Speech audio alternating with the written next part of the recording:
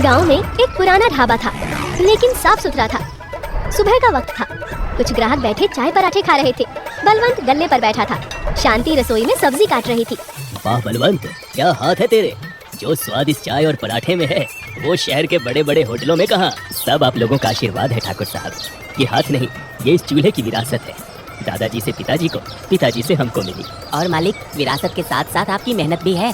सुबह 4 बजे से जो आप दाल चढ़ाते हो ना, उसकी खुशबू से ही पूरा गांव जागता है। तभी एक नौजवान रोहन कंधे पर बैग लटकाए ढाबे में दाखिल होता है। उसे देखकर सब चुप हो जाते हैं। माँ, बापूजी। आ गया मेरा बेटा, कैसा है? कितना दुबला हो गया है शहर में। आ गया, कोर्स पूरा हो गया तेरा? हाँ बापूजी, सब पूरा हो गया। फर्स्ट क्लास में पास हुआ हूँ। होना ही था, मेरा बेटा है। चल हाथ मुंह धो ले। चंदू, जा भैया के लिए स्पेशल मक्खन मार के पराठा ला। नहीं बापूजी, पराठा नहीं, बस एक ब्लैक कॉफी बना दो, बिना चीनी के। बलवंत, चंदू और ठाकुर साहब एक दूसरे को हैरानी से देखते हैं। ब्लैक कॉफी, वो क्या होती है मालिक? अरे वो शहर की कड़वी चाय। जा तू दूध वाली चाय ही बना। ये सब नखरे शहर में छोड़ कर आया कर। कोई बात नहीं, मैं खुद बना लूंगा। रोहन किचन की तरफ बढ़ता है।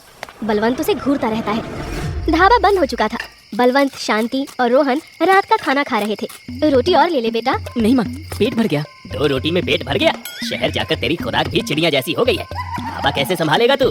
बापूजी, मुझे आपसे इसी बारे में बात करनी थी। हाँ हाँ बोल, कल से ही गल्ले पर बैठ, सीख ले सब। अब ये सब तेरा ही है। भोला ढाबा को अब तू रोहन ढाबा बना दे। बापूजी, मैं ये ढाबा नहीं संभालना चाहता। सन्नाटा छा जाता है। बलवंत के हाथ से रोटी का टुकड़ा गिर जाता है। ये क्या कह रहा है रोहन? माँ, मैंने होटल मैनेजमेंट की पढ़ाई ये ढाबा चलाने के लिए नहीं की। यहाँ क्या है, वही दाल रोटी, वही पुराने टेबल। दुनिया बहुत आगे निकल गई है। तो क्या करेगा तू? शहर में जाकर किसी साहब की जी हुजूरी करेगा? प्लेटें उठाएगा? नहीं, मैं शहर में अपना खुद का कैफे खोलूंगा। मैंने बैंक से लोन की बात भी कर ली है। मॉडर्न कैफे, जहाँ pasta, burger, sandwich. Pasta, burger? हमारे खानदान ने 3 पीढ़ियों से लोगों का पेट भरा है, और तू ये फिरंगी खाना बेचेगा? हाँ बापूजी, उसे फिरंगी खाना नहीं, कॉन्टिनेंटल फूड कहते हैं। उसमें ज्यादा मार्जिन है। ये ढाबा ये बस गुजारा कर रहा है, इसमें कोई ग्रोथ नहीं है। ग्रोथ, मार्जिन, ये सब सीखा है तूने? विरासत का मतलब नहीं सीखा? इस ढाबे ने तुझे पढ़ा लिखा कर इतना बड़ा किया, आज तुझे उसी में ग्रोथ नहीं दिखती? मैं आपको नहीं समझा सकता बापूजी, आप बस अपनी दाल रोटी से आगे सोचना ही नहीं चाहते। ठीक है, मत सोच, पर एक बात कान खोल कर सुन ले। अगर तूने शहर में वो अपनी दुकान खोली तो इस ढाबे के दरवाजे तेरे लिए हमेशा के लिए बंद। बलवंत गुस्से में बाहर चला जाता है। रोहन चुपचाप बैठा रहता है और शांति रोती रहती है। माहौल में तनाव था। बलवंत चुपचाप गल्ले पर बैठा था। रोहन एक कोने में लैपटॉप खोले बैठा था और चंदू ग्राहकों को संभाल रहा था। भैया, मालिक से बात कर लो, कल रात से खाना नहीं खाया उन्होंने। क्या बात करूं चंदू? अरे वो मेरी बात समझना ही नहीं चाहते। तभी एक टूरिस्ट बस ढाबे के बाहर रुकती है। उसमें से 5-6 कॉलेज के छात्र छात्राएं अंदर आते हैं। ढाबा भर जाता है। अंकल, यहाँ पिज्जा मिलेगा? यहाँ दाल रोटी मिलती है, खाना है तो बैठो, वरना आगे बढ़ो। यार कितना रूड है। चलो यार, कहीं और चलते हैं। आधे लोग उठकर जाने लगते हैं। रोहन ये देख रहा था, वो फौरन उठता है। रुकिए, प्लीज बैठिए। पिज्जा तो नहीं, पर हमारे पास कुछ ऐसा है जो आपको पिज्जा से भी अच्छा लगेगा। सब रुक जाते हैं। बलवंत हैरानी से रोहन को देखता है। चंदू, सबको पानी दो। माँ, जल्दी से आटा और मैदा निकालो। अरे ये क्या कर रहा है तू? बापूजी, बस 15 मिनट, आजा, बस देखो। रोहन तेजी से काम करने लगता है। वो पराठे का आटा लेता है, उसमें सब्जियां, पनीर और कुछ मसाले मिलाता है। वो तवे पर तेल की जगह मक्खन का इस्तेमाल करता है। चंदू, हरी चटनी और दही ले आ, प्लेटें साफ कर। 10 मिनट बाद रोहन प्लेटों में पराठे को पिज्जा की तरह तिकोना काटकर ऊपर से पनीर घिसकर और मक्खन डालकर लाता है। ये है देसी पिज्जा, ट्राई कीजिए। ओह माय गॉड, ये तो कमाल है। सारे स्टूडेंट्स टूट पड़ते हैं। ये तो किसी पिज्जा से लाख गुना बेहतर है। भैया 4 और लाना। बलवंत दूर खड़ा ये सब देख रहा था। उसकी आंखों में गुस्सा नहीं, हैरानी थी। आधे घंटे में सारे स्टूडेंट्स खा पीकर रोहन की तारीफ करते हुए पैसे देते हैं और चले जाते हैं। गल्ले पर नोटों का ढेर लग जाता है। मालिक, आज तो 1 घंटे में पूरे दिन की कमाई हो गई। रोहन भैया मान गए आपको। रोहन अपने बाबूजी की तरफ देखता है, जो अभी भी चुप थे। ढाबा बंद था। शांति और रोहन हिसाब मिला रहे थे। बलवंत चुपचाप बैठा था। रोहन, आज तो तूने कमाल कर दिया। वही पराठा, बस अंदाज नया। देखा माँ, यही मैं बापूजी को समझाना चाहता हूँ। चीज वही रहे, बस उसे परोसने का तरीका बदलना होगा। बापूजी, हमें अपने ढाबे को बदलना होगा। क्या बदलना होगा? ये लकड़ी की बेंच हटाकर सोफे लगाने होंगे, दीवारों पर नया पेंट, किचन में थोड़ी सफाई और एक कार्ड मशीन लगानी होगी। सफाई मतलब हम गंदा खाना खिलाते हैं? और ये लकड़ी के बेंच मेरे दादाजी ने बनवाए थे। इन पर बैठकर तेरे दादाजी ने खाना खाया है और तू इन्हें उखाड़ फेंकना चाहता है? बापूजी, आप बात को कहाँ ले जा रहे हैं? तू ले जा रहा है। तुझे मेरी दाल रोटी, मेरी बेंच, मेरी विरासत सब पुराने लगते हैं। इस सब में ग्रोथ नहीं दिखती। हाँ, नहीं दिखती।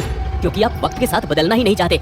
आप बस इस ढाबे से चिपके रहना चाहते हैं, भले ही ये कल को बंद हो जाए। चुप हो जा। शांति और चंदू जो कोने में खड़े थे चौंक जाते हैं और गहरा सन्नाटा पसर जाता है। ये ढाबा बंद होगा? ये ढाबा मेरी जिंदगी है। निकल जा मेरी नजरों से। जा खोल ले अपना वो पास्ता बर्गर का ठेला। रोहन गाल पकड़े अपने पिता को देखता है।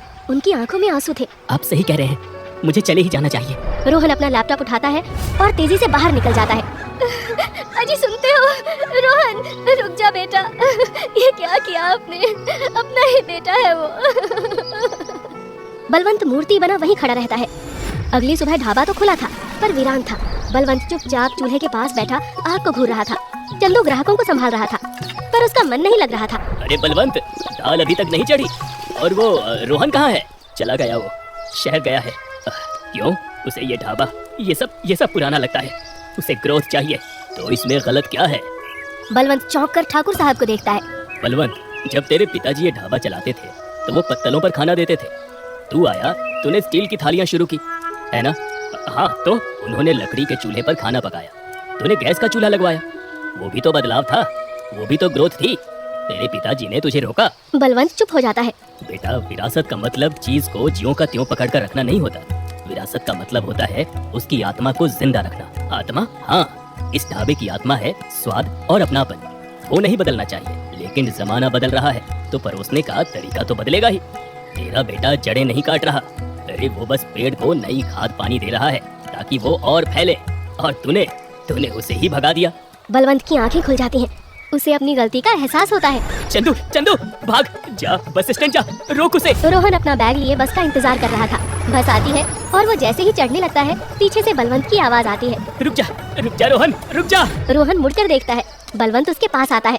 बापूजी, आप वो जो तू कह रहा था ना, काट मशीन, वो कहाँ मिलेगी? रोहन हैरानी से अपने पिता को देखता है। बापूजी, और वो देसी पिज्जा जो कल बनाया था, वो आज मेनू में डाल दे। रोहन की आंखों में आंसू आ जाते हैं।